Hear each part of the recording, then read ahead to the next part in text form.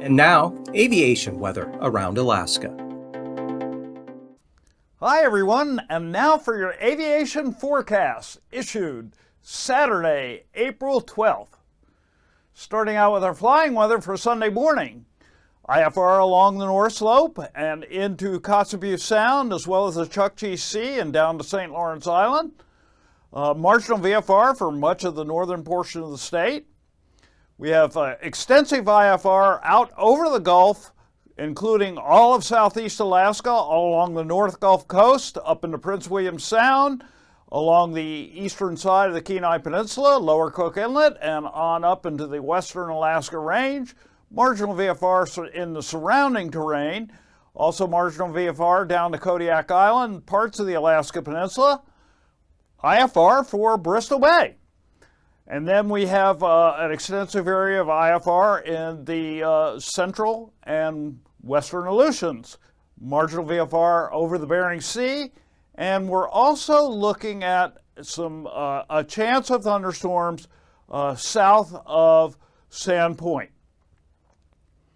And then for Sunday afternoon, that area of thunderstorms moves a little bit to the northeast.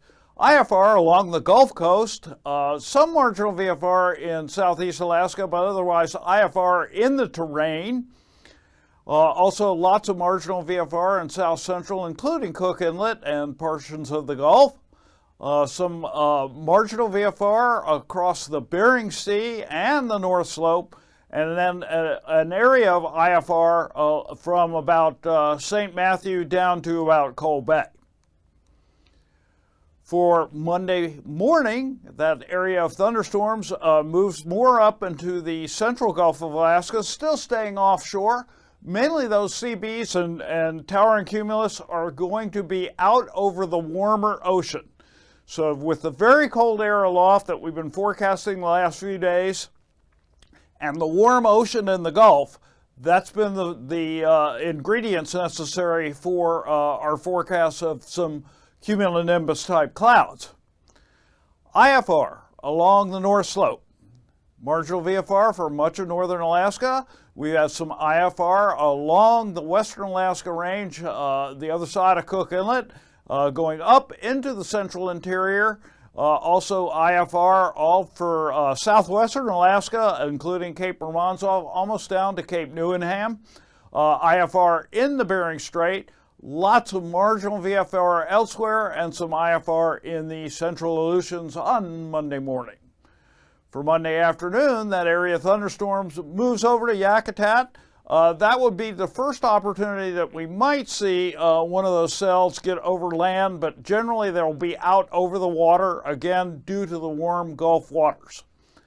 IFR along the higher terrain for the Fairweather and St. Elias Range all the way over to southeast Alaska. Marginal VFR in the lower elevations, also for portions of south central Alaska. Much of western Alaska in marginal VFR, some IFR over the other side of Cook Inlet, western side. And then we also have a small area of IFR in the Kuskokwim Delta. Some IFR on the interior of the North Slope. Otherwise, lots of marginal VFR up there and extensive marginal VFR over the Bering Sea, including Alaska Peninsula and almost all of the Aleutians. So let's look at our past conditions on Sunday. Expecting turbulence for a lot of these areas. Anatuvik Pass, marginal VFR becoming VFR. Also Adigan Pass, turbulence, marginal VFR becoming VFR. For Lake Clark and Merrill, IFR becoming marginal VFR and expected some moderate to isolated severe turbulence on Sunday. Turbulence for Rainy Pass, IFR becoming marginal VFR. Turbulence for Windy Pass, IFR becoming marginal VFR. Turbulence for Isabel Pass, marginal VFR. And Mentasta Pass, VFR dropping down to marginal VFR in the afternoon. For Tahitna Pass, IFR and plenty of turbulence. For Portage Pass, IFR, turbulence and low-level wind shear. Chilkoot and White Pass, IFR, and turbulence expected. So for a freezing level Sunday morning, again, I ask you the question, with this really cold air aloft, does this even look like April? Really, this is quite an event with very, very cold temperatures up at 500 millibars, so which is about flight level 180. So a few areas of surface freezing level, but generally the warm air is out over the Gulf of Alaska, ramping up from 2,000 feet until you get to the far southeastern portion, up to 8,000 feet. So that sets up our icing. We have an extensive area of considerable moderate all along the Gulf Coast into Cook Inlet, Prince William Sound, up into the Copper River Basin, also the Wrangell-St. Elias Mountains, and then on over past Yakutat into all of southeast Alaska, and then extending southward with a frontal system. And that's for about 4,000 feet to about 150. And then we have an area of isolated TCU and cumulonimbus type clouds, and that will be to flight level 200, and that area is moving toward the northeast during the day on Sunday. Also, we have an area of isolated moderate from the Yukon-Kuskokwim Delta almost down to the Pribilofs, about 2,000 to 8,000 feet, otherwise isolated moderate. And then in the western and moving into the central Aleutians, we have an area of considerable moderate, again, 2,000 to 8,000 feet. So for our jet stream, first of all, we've got a strong westerly jet just south of the Aleutians, ramping up to 125 knots.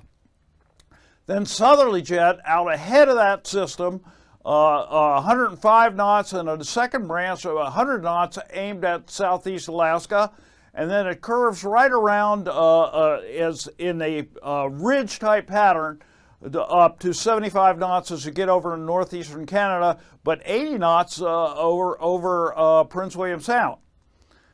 So for our 9,000 foot winds, now that strong low pressure is really starting to show itself, and 70 knot winds coming off northwesterlies off of Unimak Island and out into the Gulf, and then plenty of southerlies and southwesterlies, anywhere from about 55 to 65 knots going into southeast Alaska, and then some return flow across the Cook Inlet and south central Alaska, and then southeasterlies up into the central interior, and a little bit of southeasterlies as you get further north, even into the Brooks Range. So for our 3,000 foot winds, got a low-level jet, starts out at 50 knots over Unalaska Island, and it becomes westerly as you get out into the Gulf, right into that area of convection that we were talking about earlier. Also some westerly winds coming out into the Gulf, about 50 knots or so, but then notice a band of 60 knots, and they're going to sweep around to easterly as you get even lower levels. So that's why we've indicated low-level wind shear in that area. And then also about anywhere from 35 to 50 knots over southeast Alaska, generally southerlies, and then easterlies up in the central interior, just about to the Brooks Range, and maybe we should hedge that a little bit up into the Brooks Range as well. Easterlies about 35 knots, ramping up to 40 knots as you get down to the Bering Strait. So that sets up an extensive area of turbulence. This is probably the worst turbulence forecast I've ever had to draw, but over southeast Alaska, considerable moderate, surface to 6,000 feet.